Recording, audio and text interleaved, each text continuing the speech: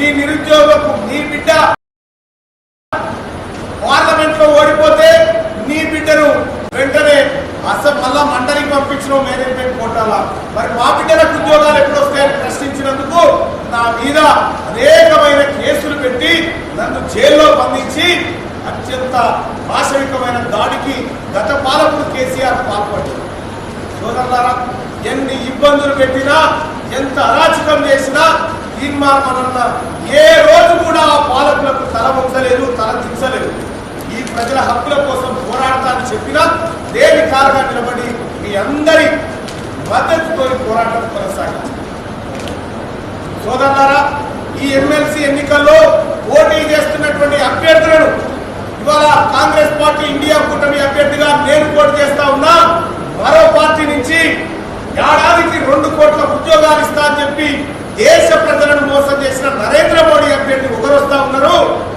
ఇక్కడ నిరుద్యోగుల నోట్లో మట్టి కొట్టి జీవో 46 తీసుకొచ్చి 317 జీవోని తీసుకొచ్చి మన జీవితాలతో చెలగాటమాడినటువంటి బీఆర్ఎస్ పార్టీ అభ్యర్థి మరొకరు వస్తా ఉన్నారు.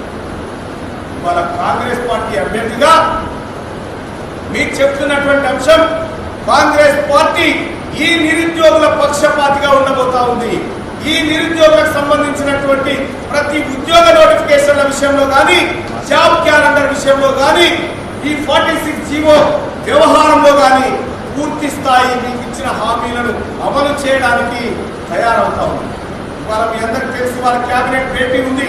కేబినెట్ భేటీలో ఇవాళ కొన్ని అంశాలు చర్చకు రావాల్సిందే, కానీ ఎలక్షన్ కమిషన్ జోక్యం చేసుకొని ఇవాళ జూన్ 4 తారీఖు లోపల అత్యవసరంగా తీసుకోవాల్సిన నిర్ణయాలపైనే మీరు చర్చ పెట్టాలని చెప్పి ఆంక్షలు విధించింది.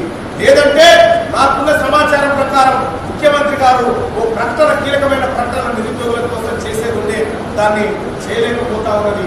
ఎట్టి పరిస్థితిలో ఈ ఎన్నికలు ముగిసిన వెంటనే నిరుద్యోగుల కళ్ళల్లో సంతోషం చూసే విధంగా కాంగ్రెస్ పార్టీ హామీ ఇచ్చినటువంటి అన్ని అంశాలను ఒకటొకటి అమలు చేయబోతా ఉన్నారు. ఇంకా మొన్న చెప్తా ఉన్నారు, 30,000 మంది ఉద్యోగస్తులకు ఎవరైతే ఎంపిక అయ్యారో వివిధ